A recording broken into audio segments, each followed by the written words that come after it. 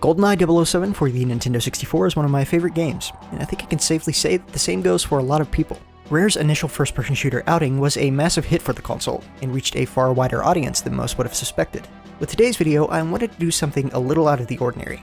Instead of focusing solely on the game's features and history, I want to incorporate those elements into explaining my experience with the game, what drew me to it in the first place, and what about it left such a lasting impact on me since my first time booting it up. Before we begin, I want to clarify that this video will cover the single-player portion of the game.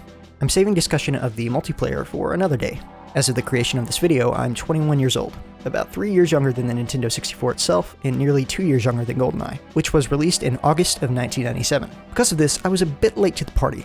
I received a Super NES and Nintendo 64 when I was very young, too young to remember the exact year I received them. Both systems were previously owned, and the previous owners included their substantial library of games for both systems. I quickly came to cherish both consoles. They were my first exposure to so many fantastic franchises and titles that I've loved for most of my life. It just so happened, included in that big plastic bin of games, was GoldenEye 007. It took me a few years before I had even played it, more age-appropriate games drawing my attention first. But when I was about 9 years old, I finally decided to give it a go. I remember being immediately enthralled. That ominous music, Nintendo and Rare logos emerging from the shadows, and of course the gun barrel sequence. It was an incredible introduction. It wasn't just my introduction to GoldenEye, it was my introduction to first-person shooters and the entire James Bond franchise. And what an introduction it was. Despite the time that's passed, the exact things that make GoldenEye such an enjoyable experience for me then are the same ones that keep me coming back to it now. So let's take a look at some of my favorite elements of GoldenEye and why I think that they make the game special. First of all, GoldenEye was unique. 1997 was still fairly early in the history of first-person shooters. For comparison, Doom was released in December of 1993, only 3 years and 8 months before GoldenEye, and the landmark Quake was released only a year before GoldenEye. Because of id Software's influence over the entire FPS genre, most FPSs followed a similar formula. Find keys to unlock doors, kill enemies in your path, hunt for secrets if you like, and most importantly, find the exit to the level.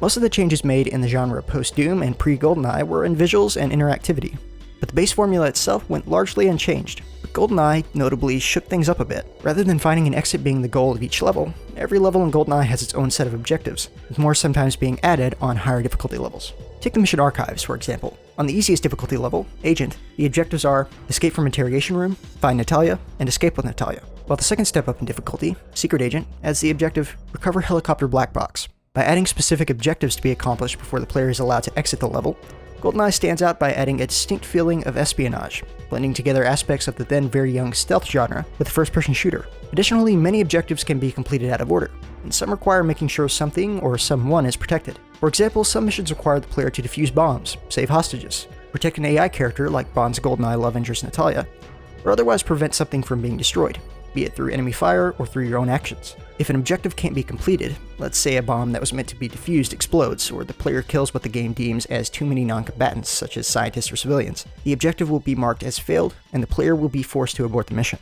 Likewise, in many missions, stealth is encouraged but not required. That is to say, the mission will be much easier if the player avoids the attention of guards and setting off alarms. Using silenced and melee weapons, as well as destroying alarm buttons that guards can use, and security cameras that set off alarms if they spot the player, is very helpful and highly recommended. Speaking of weapons, GoldenEye has quite a wide variety of them, wider than many if not the majority of first-person shooters of the time period. Pistols, assault rifles, submachine guns, shotguns, a rocket and grenade launcher, throwing knives, one of the first sniper rifles in an FPS with the zooming scope, a revolver, hand grenades, timed, proximity, and remote mines, and special weapons like the Golden Gun and the Moonraker laser. GoldenEye has no shortage of weaponry, and with silence varieties for a number of weapons, stealth isn't limited to melee or one or two guns. Many weapons can even be dual-wielded, should the player find another one. And of course, it isn't a Bond game without gadgets. GoldenEye integrates gadgets into the player's inventory, with most gadgets required to complete a mission already there at the mission's start. For example, one mission requires the player to escape a jail cell. By accessing the Watch Magnet Attract gadget, don't worry, we'll get to the watch soon, the player can magnetically pull the key hanging on the wall through the bars and escape.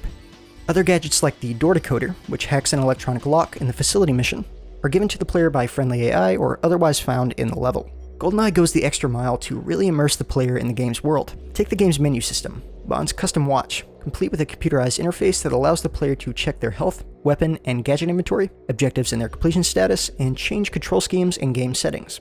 Functionally, it's a fairly standard pause menu system, but the watch interface does wonders for the immersion and helps sell the idea that you're controlling a secret agent. The game is full of things like this. The file select and menus are set up like classified mission files, complete with descriptions of your objectives and input from characters from the Bond films, M, Q, and Miss Moneypenny. The game's environments are exceptionally organic. Rather than levels made to fit the objectives, it feels as though the objectives were made to fit the levels. This was very much an intentional design choice. GoldenEye's team was able to visit the set while the film was being produced and take photos for reference. In an interview conducted with GoldenEye developers David Doak, Steve Ellis, Carl Hilton, and Graham Norgate conducted for the site NowGamer, Hilton states, "We had really good access. We could walk anywhere and photograph what we needed. After the first few visits, I realized we needed textures. I started taking photos of the walls. The similarity between the game's locations and the locations seen in the film are sometimes jarringly close. I was already very familiar with the game before I saw the film for the first time, and I remember being blown away by how close the level layouts were to the film. Obviously, being an N64 game, certain details had to be removed, and certain creative liberties were taken by the developers, but aside from that, the levels in GoldenEye are extremely faithful to the source material. The game's soundtrack is also incredibly faithful to the sound of the film score, even making use of a particular sound effect that was used often in the film soundtrack. You know, this one. If you played GoldenEye or Perfect Dark for any period of time, I'm sure you're very familiar with it. It turns out that one of the game's composers, Grant Kirkhope, had managed to find the sample, or at least a very similar one, on a Proteus Effects sound module, according to an interview on the podcast Kiwi Talks with fellow GoldenEye composer Graham Norgate. Most of the game's music makes use of the James Bond theme as a motif, with the twist befitting of its mostly Soviet Union settings, and each song sounds so unique that the motif never really gets old. The soundtrack is really a work of art in its own right.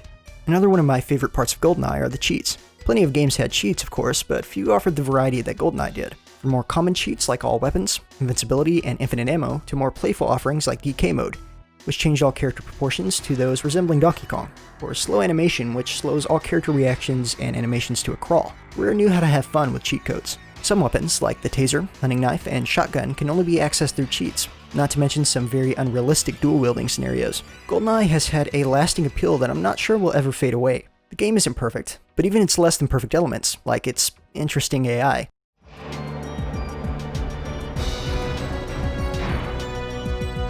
only add to the charm. Well, for the most part. It also has an atmosphere to it that I feel was only recaptured in its spiritual successor Perfect Dark, and the Time Splitters series. These are some of my favorite parts of the game, but I would love to hear yours. If you're a fan of GoldenEye, let me know what makes it special to you in the comments. That's all for now. Thank you so much for watching, and I will see you next time.